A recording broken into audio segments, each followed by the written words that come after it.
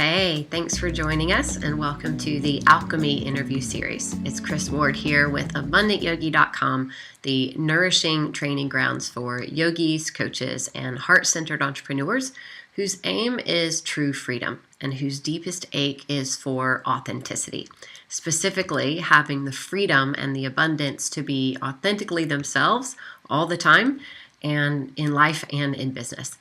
Alchemy is an interview series that I offer for no other purpose than to spread the love and get to spend some quality time with some people on the planet who I find incredibly inspiring, people I consider to be true alchemists who have made nothing short of magic happen in their lives and careers. Here is what these alchemists I interview all have in common. It's 5 unmistakable things. First, they are very real, unassuming, raw. What you see is what you get. Second, they are deeply connected to their own heart, which connects them to the hearts of others. Third, they are here to serve, and it shows. Fourth, they're here to design a life, not just make a living. And fifth, they're doing work that they love, that truly represents who they are at their core, and they are creating quite the ripple effect as a result. In these interviews, you'll get a little taste of how they've done it, what they've learned along the way, and how you can practice alchemy in your own life and business in your style and flavor. Okay, so today I feel so privileged to be interviewing Emelia Symington Fedy of tryingtobegood.com. She is a social acupuncturist. She needles right into the heart of the matter through Trying to Be Good. She offers contemporary essays, homemade videos, and live storytelling from her guts to yours. Writing about new wave feminism, neo-spirituality, deep fucked up pain, I love that, and love, all in first person. Can you tell why I love her and was so excited to have her on? That sounds so good. It is so such a good bio. I'm totally into it. So keep listening. Keep listening. I'm not done yet. She has been featured on Huffington Post, Origin Magazine, Elephant Journal, Beams and Struts, and Recovering Yogi. That's another one we'll have to squeeze in here. I could go on, but I will stop right there so that we can finally say hello and hear from her, Emelia. Hey, girl. Hey there. I'm so glad you're here. Yeah, thanks for having me. Yeah, you're welcome. Thrilled to have you here. So we definitely want to give you the floor as quickly as possible. We want to hear all about you and your story and what you've got cooking lately, because I know there's a lot of juicy stuff. So first things first, bring us up to speed on social acupuncture. What does it mean to be a social acupuncturist? So I stole the term from, I'm a theater maker as well, and so I stole the term from theater, and it is just what it sounds like. In acupuncture, you go in and they needle in right where it sucks, like right where it's like, oh, that's the worst place you could put that needle. And not only if you've had acupuncture, you know, they dig a bit right in the sore spot. Yeah. And it sucks, and you don't know why they're torturing you like this a little bit. But afterwards, sometimes you know consciously, sometimes you don't know consciously, there is a shift in the body and there is healing. And so you're needling in and releasing, basically.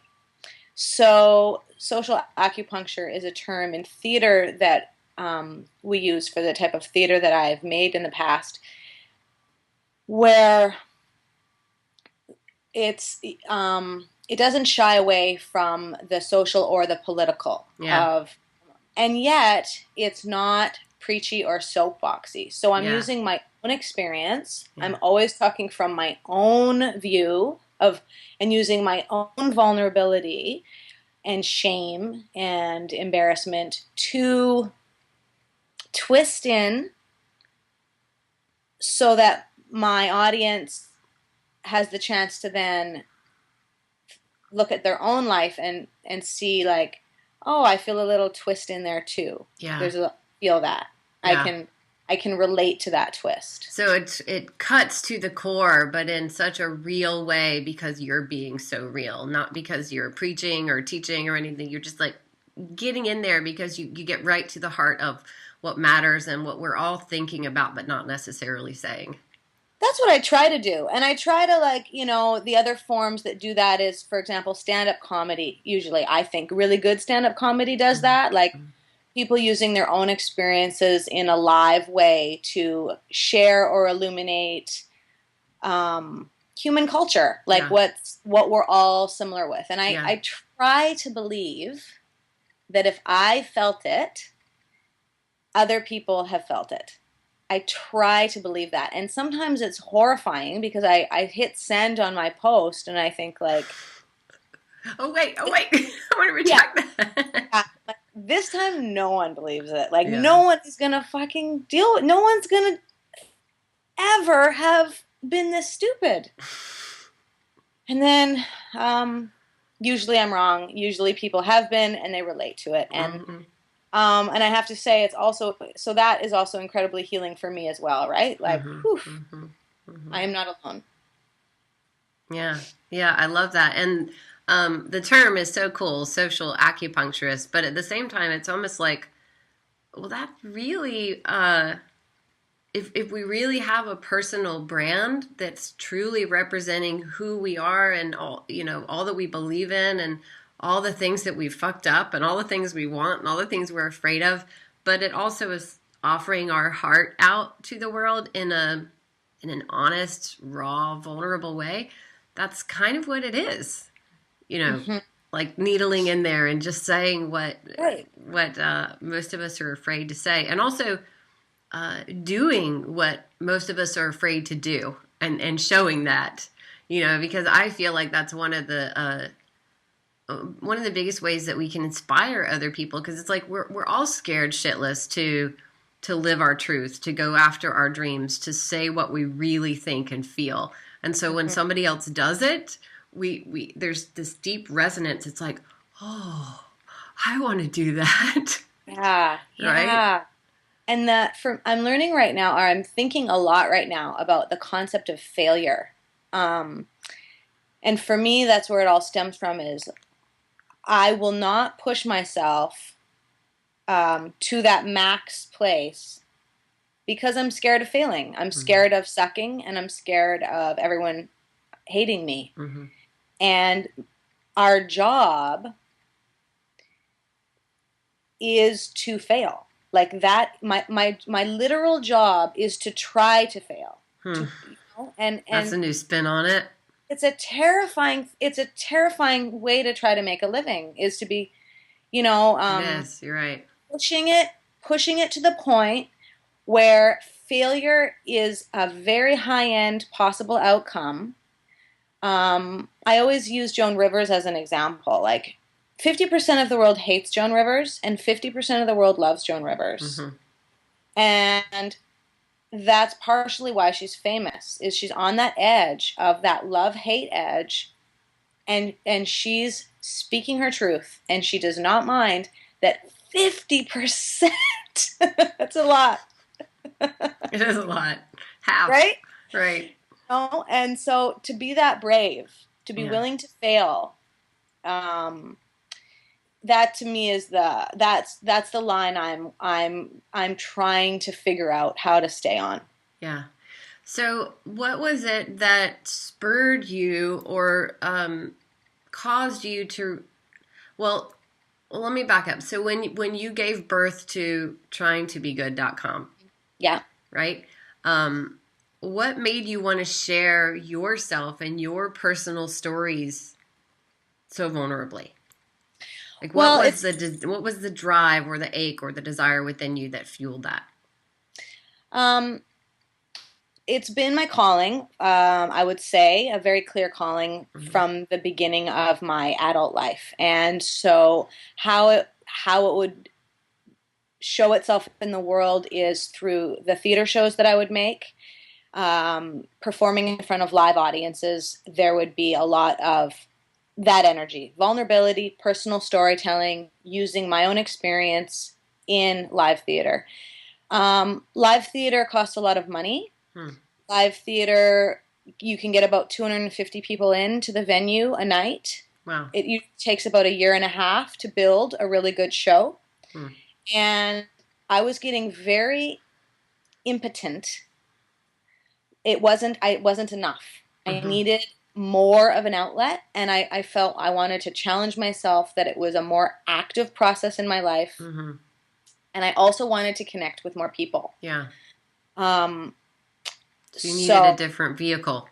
I needed a new vehicle, and I did not see, and I'm not saying it's not out there, but I could not find a website that was doing that. That was kind of, there was a bit of a theatrical flair.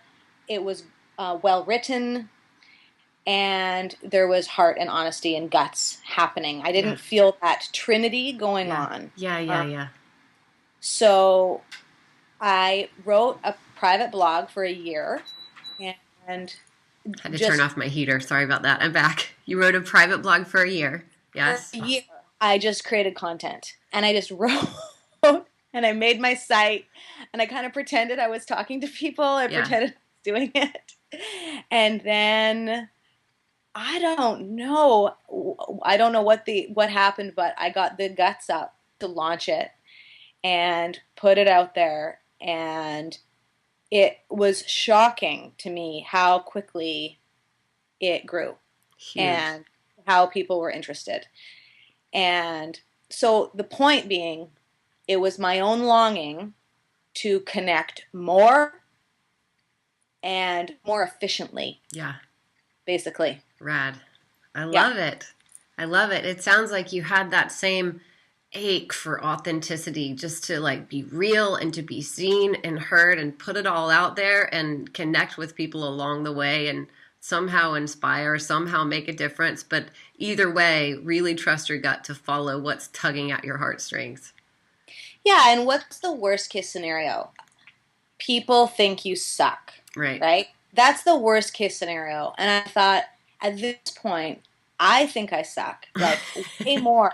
And I kind of am, in my own skin, like the pain of not doing it is Right. way worse than the pain of doing it and someone telling me I suck. Yeah. Yeah. Yeah.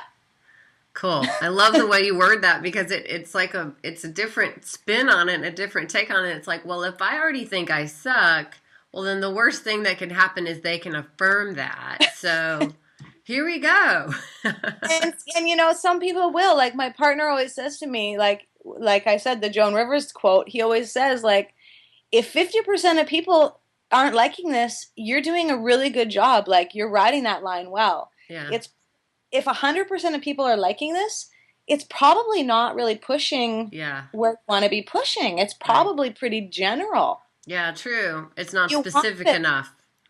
Yeah, you want people to, like when I read the comments, and I always read the comments when I write an essay, and you'll have 50 people say how much they love it, and then you'll have someone say like, you should not have children, like you like people say like the weirdest, meanest stuff. That's whack. Did somebody actually say that? Someone said to me once, if you have a child, I hope they're taken away from you. You should never be a mother. Like just really shameful, mean stuff. It's like, oh, fuck, that hurts, man. Yeah. Oh, fuck, that hurts. Um, but it's I'm riding the edge. Like Yeah. I'm there, so I'm affecting, right? Yeah. I'm That's affect. right. So that's okay. Yeah. I can manage that. Yeah, you're pushing it far enough that you're going to rub up against people. And if you weren't getting any of that kick, then you're probably not pushing it far enough to to that place of raw honesty. So that Social takes, acupuncture. what's that? Social acupuncture. Yeah, there you go. There you Yeah, go. there it is in live action, right? Yeah, and you just you gave a little hint about potentially becoming a mom. You've got some big life changes on the way, like boom, bada boom, all of a sudden, right? Are you gonna? Would you share, or are you planning to share with some of your readers? Yeah, well, so the share is that I am 5 months pregnant, 5.5, I think, Yay! actually. So Congratulations! So thank happy for you. I'm officially a pregnant lady. Um, and I'm just starting to enjoy it. I'm just starting to like be like at that place where it's like people in the world can tell that I'm pregnant and they don't just think like major Christmas weight happened, Right, right. I remember that moment. It's like, there is a bump forming under here. Thank you very much. Stop. Stop looking at me with sad eyes, friends. I actually said that. I remember being at a party and I was 16 weeks pregnant and I looked at somebody and they just had this weird look on their face. I'd never met them before. I was just introduced to them and I'm like, I'm pregnant.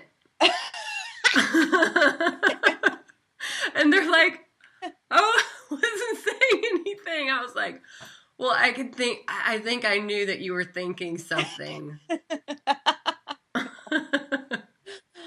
I know. Yeah, So, it's been a real and I mean, of course this is going to add to my life. This is now a whole other universe that I have never encountered that will now be part of my creative practice. yes. Which is phenomenal. And I'm already like, my mind has already been blown with, it's just not what I expected. Like, I feel like kind of my lot in life sometimes is to be the one who like has to feel and then talk about the shitty stuff. Yeah. and and that doesn't mean that I'm depressed, and it doesn't mean that I'm a negative person. And it's hard for me because I live in the spiritual community. I have a spiritual practice. I practice yoga. I teach yoga. I believe in, positivity, and I'm a white light hippie, like the rest. And yet there's darkness. I Yeah. feel darkness, and I sometimes feel like talking about it is the only way to heal or make use of the darkness. Yeah. So, for example, like being pregnant, like lovely partner, very lucky in so many ways, not planned, but not a problem. It's all good. I'm 34. I'm wanted a kid all my life, like all these good things, and yet just like so much a shocking amount of darkness around it, around loss. And what does this mean for me as a woman now? Like, how much am I going to be giving up? And do I want to give this up? Right. And I love my life. I love my life. I don't want to become, like a tight mom. Like, I don't want to do that kind of, I see my friends like kind of lose themselves. Where are they? They're gone now. Right. Their moms, they're not. So already at 5 months, I've been going on this kind of quest or journey about what does this mean. Mm-hmm. Yeah, doing a bit of writing about it. And I'm also aware that a lot of my readers aren't parents, don't relate to that. And so for me, it's like I have to ride the line of like, it can't become necessarily a mommy blog, right? Because I've got thousands of people who started reading me because that it's not specifically general to one part of life, like blog is not about being a mom. It's about, it's a more holistic kind of is. Right. Anyway, long way to tell you, yes, I am pregnant. No, I'm so glad that was the way that you told me because, well, I experienced a lot of the same and had to make some really scary, really vulnerable, very public last minute decisions in my business in order to kind of begin to tease apart and navigate through like, what am I going to do with my life and my business now that I'm becoming a mom, and everything that was easy and downstream and profitable and that I had figured out before, it's not really, I can't really keep doing that anymore. So I remember that, and not to talk about me, but I do just want to say that I remember it was like a huge identity crisis, actually, Mm-hmm. for Yeah. me, because who I had been before was really based upon this, my mobility and the amount of people that I was influencing and all the clients that I had and the way that I was delivering my work, which I had to stop doing, or I chose to stop doing when I became a mom. I was so afraid of, you know what I was afraid of? I was afraid that I would love this little baby so much that it would be debilitating. Mm. Like, that's really what I was Yes. afraid of. I thought my heart would burst, and I thought that I wouldn't be able to manage my focus, and I Mm. wanted to be able to stay grounded and stay balanced. And I didn't have a clue how I was going to do that Yeah. in that transition. And so I remember I hired a coach. Her name's Shayla Davison. Oh, Oh my God, dear thank friend. you, Shayla. Do you know Oh, Shayla? that's so cool. She's Shayla's one of my, oh, she's amazing. a dear friend. I love her. Yes. Yes. She has a wait list now. I know she does. And I'm very proud to say that my husband and I have hugely added to that wait list. I think she has about 6 or 7 clients now that we sent her. Good, She's like, good. Oh, guys, yeah. I'm full. Talk about alchemist, right? Talk about, yeah. So, but I remember that, and that's why I started working with her, is because I really was like, I don't know how to do this. I've never done this before, and I need somebody to like nourish me and be a soundboard for me and help me somehow keep my shit together and know how to prioritize things and what comes first. And it was like, even though I know lifestyle design through and through, I'd never had to redesign my lifestyle design plan to prepare for this big of a Yeah. change. So that brings me to my question for you about this, because you've got like a wedding coming up and a baby coming up soon. Um, are you planning? Like, do you have a bit of a lifestyle design plan put together, or any kind of vision for how things might shift from here to fit baby in a way that feels really sweet Hmm. spot-ish to you? Hmm. It's a great question. Yes, I do. um, I mean, what I know about myself, which I don't think is going to change when I have a kid, is I feel like I do need to get the creativity. That Chihuahua's whining in the background. I'm sorry. It's Hey, all good. Mitch, come here. Let him, She's. let him have a cameo appearance. I'm gonna just get her so she's not a bitch. Oh, her. Okay. You be quiet, you little.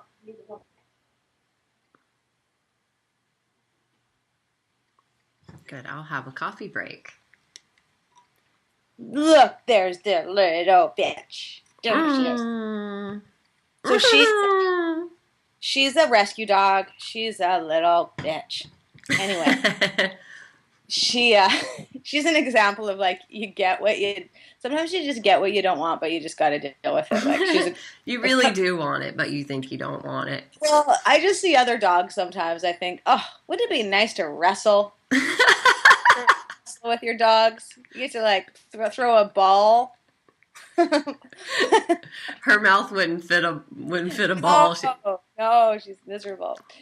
Anyway, so yeah, like I've got when it comes to having a child, I know and it's this you could call it selfishness or you could call it a calling, and I don't know what it is, but it's the drive that if I don't do it, I'm a miserable bit. Yeah. I'm miserable to my partner. I'm miserable to my colleagues. I have to get it out. Mm-hmm. So how am I going to do that? Because it's not really an option for me. It's kind of like I imagine how people feel, like athletes feel like I've got to swim. Yeah. I've got to get that energy out of me. Yeah. So I feel the same way about my writing or my my creative output. Mm-hmm. So what that means to me in terms of being a mom is that my child will either, I pray that my child will be able to adapt or understand that part of their mom, and also see it as, um, this is what living is. Like following this calling is a fulfilling life. And so me, from day one, not really having much choice in the matter, but having to keep going. So I mean, the plan at this point is I'm probably going to take 2 to 3 months off because I'm assuming my vagina will be healing, Mm-hmm. and I like, hope yours heals faster than mine did. right? I'm assuming that I'm you know just the mess of the body, right? Mm-hmm. The crazy mess of the body will be happening, and I also respect the the time that you do need to spend with the family, your family, like grounding into what this means, this Mm-hmm. thing that is probably truly more important. Um, And then, right now, what I'm doing is I'm working with a literary agent, and we're putting together an outline for a book with the hope and goal that I'll be doing writing. I'll be writing my first book in the first Awesome. year. So Awesome. I'll have this great creative project that I'll be able to do when baby's sleeping. And that's how I'm imagining it will happen now. It will be more, my creativity will be a little bit more internal, and it will be when I can eke the time. I'll sit down at my computer and I'll eke out the time, and I will find fulfillment that way. And I also, I have a partner that's really supportive, which I'm really lucky for, and I'm open to things like, um, if you need to pump to bottle feed so that you can go out, so that dad and baby stay together, so you can go get your time. I'm open to that. I Yeah. know a lot of moms aren't open to that. They want to be the main, um, kind of nutrient Yeah. of their baby, Yeah. and that might change for me. I might be like that, but at this point, I'm kind of wanting to look at the more kind of holistic family picture of how is this going to serve the entire family. Yeah. I mean, mom takes 2 hours a day. Yeah. Might have to. Perfect. Well, I'm so excited. I'm so excited to hear about your book. And I mean, what I keep hearing through and through is like, well, you trust yourself, you trust your life, you trust the process, you know how to take care of yourself, and so you'll be able to be solid enough to take care of your baby. And Yeah, that's like, good point. what better way could you teach him or her, because you don't know the sex yet, right? Secret. Yeah, so what better way could you teach him or her than by living a fulfilled life yourself? Yeah, I and mean, the thing I also do, which I feel is different, is I actually don't rely on this, which I would say is my main passion. I don't rely on it at this point to financially fulfill me. I have other streams of income. Um, so I'm totally open to it financially fulfilling me at some point, but I'm truly, truly doing it, um, because I feel like I have to. yeah, yeah, And I know that, for example, when I started teaching yoga and I started, um, making money teaching yoga, hmm it changed. Like there was a shift in how I looked at yoga, and I would count. As people were in meditation, I would open my eyes a bit and I'd go 10, 20, 30, 40, 50. How much money am I going to make this class, right? Which is fine, which is what you do. Same with theater, like I would start, like checking in with box office, like how well are we doing? Like what's the bottom line? And it's not a bad thing, but it changes things when Hmm. there's money involved. And so right now, with trying to be good, there is a purity. There's no advertising. There's no money. Like therefore, yeah, it's quite a pure product at this point. And I'm curious to see how and when that will change, because it will change. There'll be a point in which I will, they'll need to start becoming there will, yeah, for me to continue, I will need to start creating revenue because I spend too much time working on it for it Right. not. Right. And you have a pretty sizable audience at this point, right? I'm sure that they're, I'm sure that they're pretty hungry to work with you in some capacity. Yeah, I have a really strong, one of the things about my website, which I love, which was very intentional, is I have a very active and loud, uh, I don't know what to say, like friends. I don't want to say like community. Let's call them a community. Yeah. They're very active and loud. There's a lot of comments. There's a lot of writing that happens. There's a lot of writing to me personally that happens. Anyone who writes, I write back. There's like I have been um, inundated with stories and love and opinions, and that was the point for me, is like create this community in which a beautiful dialogue can happen, and people could, at some point I'd even like to see it that people start communicating with each other more, so it's not through me as the mediator. Right. That would be great. We're all trying to be good together. Yeah. Cool. So, what I know about working with so many budding entrepreneurs and people that are creating online brands and products and whatnot is that this is the beginning of it. Conversations like this, like the one that you were having right now, where you're like, I would love for there to be more of this, and I would like more of this. And just Yeah. that focus on, I want it because I want it so that the more that, we continue to keep that going and we share it with other people and then we back it up with our actions, it's like, that's the magic right there. The biggest problem is when people go, I want it, but I want it, but I want it, but is that fucking but that Yeah. gets in the way. I want it, but I'm not Right. getting paid for it, so I can't. Or I want Yeah. it, but I don't know how to set up the shopping cart or whatever it is. Yeah. Yeah. Yeah. Yeah. And then instead of, and so it's like the butts may be there, but it's like, okay, cool, that's a butt that's handleable. Like it's got to be handleable. There's a way to get this handled. It's figure outable. So Yeah.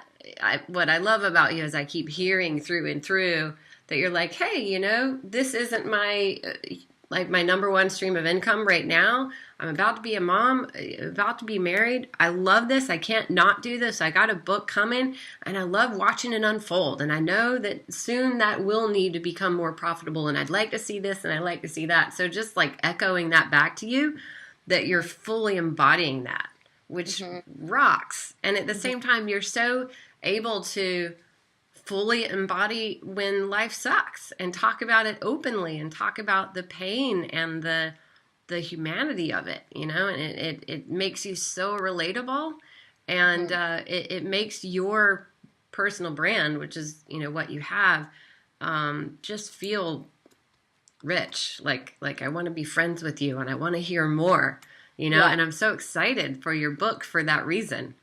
Yeah. So it's such Yeah. good stuff. And I want to cycle back for just 1 second, because back a moment ago, not to bring up the stuff that stings, but like when you had that really nasty woman say some nasty shit about you, Hmm. and she was commenting back to you on your blog. Yeah. So what sort of moves do you make, or what tools or methods have you come up with along the way to be able to maintain your Yeah. level of openness and honesty and sharing so much? It's a great question. Um, well, partially it's just my personality in which I'm comfortable with conflict. I'm I'm comfortable in the fire. Um, yeah, like some people couldn't handle it, Absolutely. Like, I know I know of and I've heard of a lot of women who have websites who turn off their comments Yep. because it's just like, fuck that. Like, Mm-hmm. why do I need to hear that shit? Mm-hmm. Um, and I, so, yeah, so I'm comfortable and it's just who I am that I'm comfortable in conflict.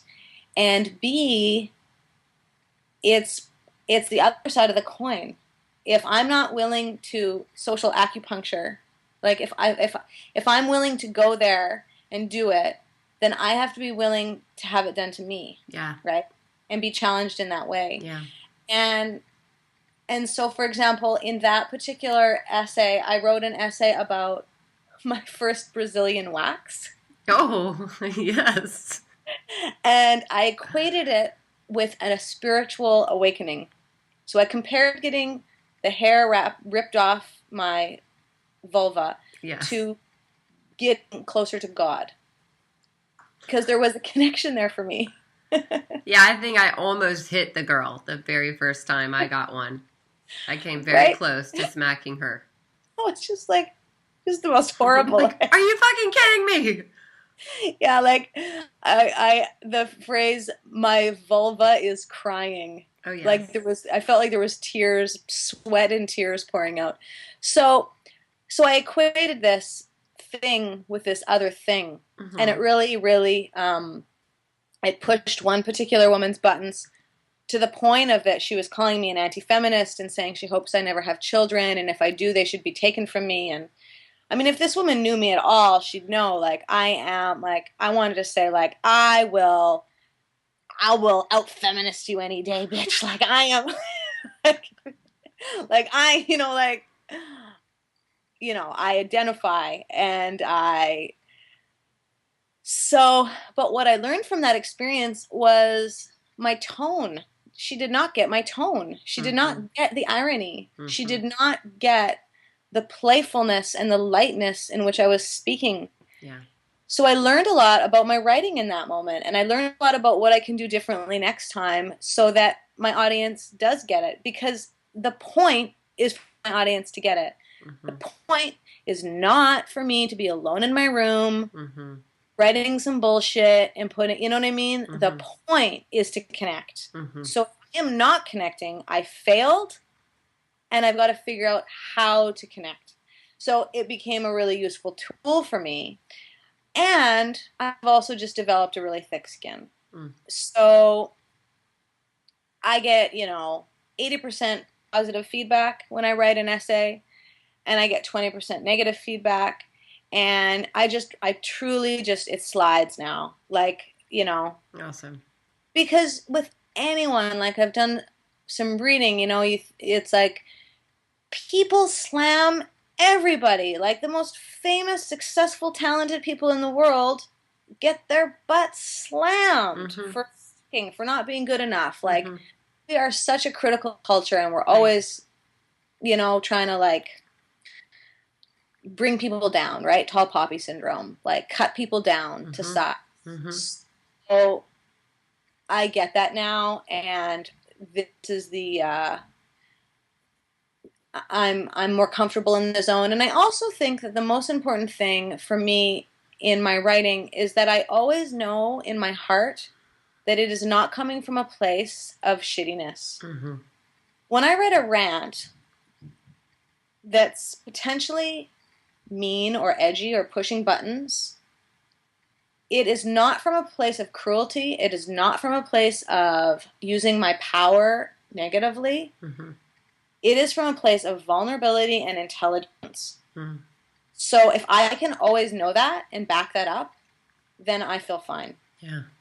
If I can look at, I wrote a rant. It was called "Fuck you, spiritual teacher. You don't know shit." Challenging, like this kind of spiritual community that we live in. It was Yeah. challenging my own community. Yeah. Tough one to write because I thought I'm potentially talking about my friends. Right. Right. I'm talking about people who this is their job. They are leaders in the spiritual community. Mm-hmm. Challenging them. Mm-hmm.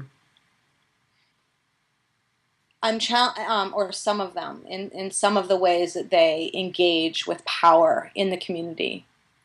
And can I do that if I saw this person at a festival, which I probably will, could I look them in the eye and feel like we can still be friends? Yeah. And the answer is yes, because that writing, it was coming from a place of social commentary and questioning, Mm-hmm. but not coming from a place of attack or arrogance. Okay, pause right there because there's one piece I want to comment on that I keep hearing that's so good. Um, who was it? I think it was my friend Marie Forleo who shared with me that we can't be right and be connected at the same time. Like the second that we have attachment to being right, then all connection goes out the window. Mm-hmm. And she even just, I think she shared it like in passing so quickly one time, but it locked in, right? And I never forgot it. And it's impacted so many areas of my life. And now like every time that I even feel like that attachment to being right, there's on the flip side of that, what comes with it is that like that need to make the other person wrong. Yeah. Then I know I'm in trouble, and I know there's no room for connection happening here. Right. And so it's like, and I got to check myself with that all the time. And what I kept hearing and everything that you were just saying is like my commitment to connection is stronger than my need to be right. Yeah. So I'm not here to talk about I'm right. I'm here to question. I'm here to poke. I'm here to challenge. I'm here to stir things up. But I'm doing it for connection. Yes. And that's brilliant. I love that. And you can do the same for me. I will accept when you write back and you challenge my ass and you burn me and you break me out of the water and you say, you are full of shit and this is why. Yes. You write that to me, you welcome and I will eat it. I will, and there have been times where I've gone, you're right. I learned, you schooled me. Mm-hmm. Mm-hmm. Awesome. I love that. And so you just continuing to do what you do in all the ways that we've talked about today, clearly staying in that action and following that impulse and, answering that call and you just doing it repeatedly. That's number one thing, building your confidence and helping you just keep going. Is more of the same. It's like, I can do this. I'm building a thicker skin. I can get the feedback that's hard to stomach sometimes, but I can stomach it nonetheless. So I'm picking up on that piece that I want to just highlight for our viewers, right? That's the number one thing that's building your confidence and allowing you to keep doing it. Yeah. And then are there any other strategies or tips or insights that you want to share about how to build your confidence and clarity because that seems to be the biggest thing that I hear that people struggle with is like, if I'm going to put myself out there in a vulnerable way, if I'm going to share my passions, talents, and gifts through my own personal brand and try to build my own lifestyle around that, then where I struggle is having the confidence to do it and having the clarity of how to do it. So would you mind sharing a tip or insight on how best to build confidence and clarity in sharing yourself through a personal brand? My tip is I do not expect to have confidence or clarity. Perfect. Yes. I do not expect that of myself. Like, it is tough. I look at it like you are a warrior. You are a brave warrior. You are doing your best. Of course you're not confident. It's the hardest thing in the world. Like, following your heart, putting your heart on the line, there is nothing harder in the world to do. Mm-mm. Of course it's hard, and of course you're not confident with it. That does not mean you shouldn't do it. Right. Do it anyway. I, once a week, write something very heartfelt and meaningful and risky for me. And every single time I do it, and I've been doing it for 2 years straight now, every week, I'm terrified. I feel like shit. I wonder if I should take it down. I think no one's going to like this one. I'm going to look on my site and everyone's going to have unsubscribed. It doesn't necessarily get easier. Yeah. But who cares? Like, Yeah. I'm not, like, clarity comes in practice. Mm-hmm. So I have learned a lot through doing something once a week. Yep. I've learned a lot. I've learned about like the best length the post should be. I've learned what people like to hear about more. I've Right. learned about, oh, people like pictures, and like you learn, you add that to your right.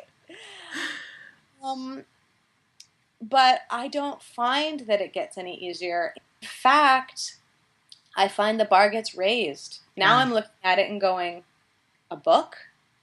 Yeah. Fucking whole book about this shit? How does girlfriend do that now? Yeah. But guess what? Like, it's your passion. You don't have a choice. Like, right. you know what the option for me is? Do this or go on antidepressants and feel like shit. Right. That's my option. Yeah. Like, cover it up. Try to fucking, like, coat myself in something. Feel my heart. Yeah. Or feel my heart. Yeah. So I feel it's kind of like warrior going into battle. Yeah, it's scary. I hear ya. And tromp, and we're doing it together. Like, we're doing it. We meet people that are doing it. Like my friend Chayla, right? She's doing it. So we get support from each other. We're like, okay, like sisters are helping each other out here. That feels really good to me. Right. And then also, people do give you feedback. So when I get feedback, when someone writes me and says, I'm just going through a 22-year marriage divorce, and I look forward to your post every week. It's one of the only things I look forward to right now is a little bit of honesty and a little bit of bright kind of energy in my day. You're helping me through the hardest time in my life. Makes it all worth it. That's it. Like, okay, I can go to bed tonight and I can feel good about myself. Right. And okay, one more thing that I'm learning is that I don't have a timeline.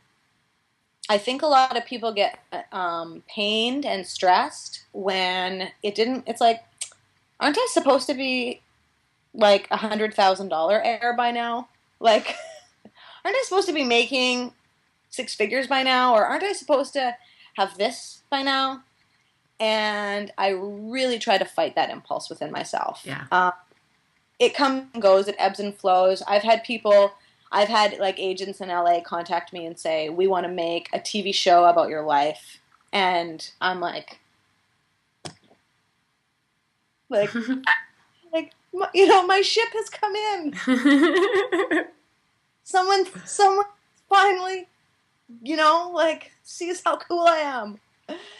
And then that person, like 3 months later, I can't get them on the phone and it's over. And like, I've never heard from them again. It's like, plug away. Like, it's just plug away. And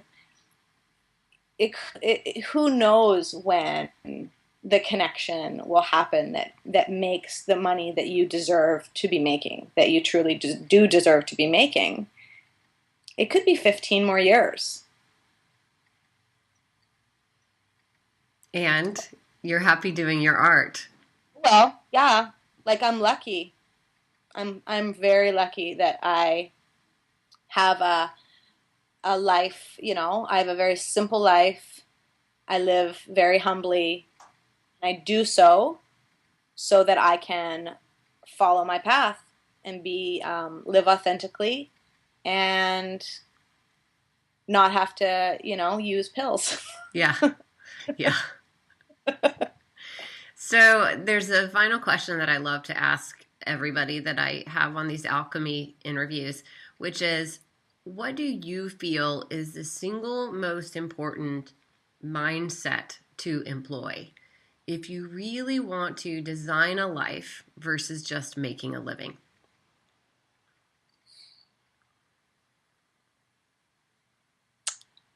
For me, the word is bravery.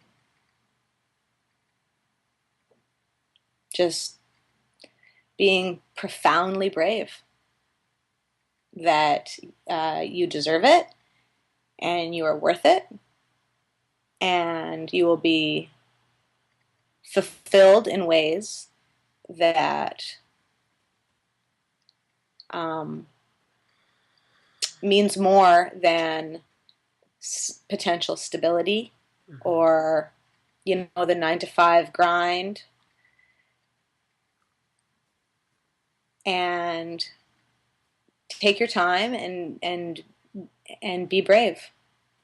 Love it. Get up every morning. Yeah. Perfect. Right? We'll quote you on that one. So, any closing thoughts, Emelia? How anything else you want to share? And also feel free to, just give us a quick update besides tryingtobegood.com on how our viewers can get more from you. Well, right now, I think the best way to stay connected to me is, sign up for tryingtobegood.com. You're going to get weekly essays from me. And soon enough, I can't believe I'm going to say this, but soon enough, I think it's going to start moving into a daily thing. I'm starting to feel that kind of call and push that, like, once a week, weeks are so long. So, like, more short form. Cool.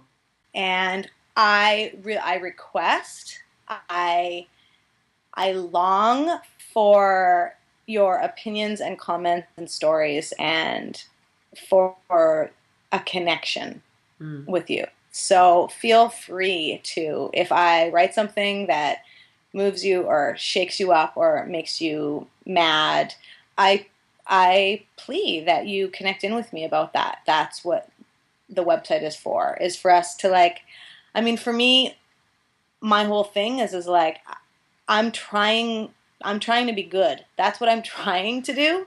And I feel like that's what most of us are trying to do. We're just trying to be good. Yeah. So it feels so much better for me when we try that together. Perfect. Well, thank you again so much for being here. You guys go check out more from Emelia at tryingtobegood.com. It's been such a pleasure, and I would love to have you back. Thanks, Chris. Awesome. If you're new to Abundant Yogi and you share this same ache for authenticity, the freedom and the abundance to be authentically you all the time in life and in business, make sure you subscribe so I can spoil you rotten with more interviews just like this one, juicy insights and tips on lucrative self-realization, mindful marketing, and living true. Plus, when you do subscribe, you'll get a free taste of my lifestyle design video training series entitled Do It for the Love and the Money. So head over to abundantyogi.com if you're not there already. Subscribe, hook yourself up. Thank you again for being here. Have yourself a gorgeous day. Mwah.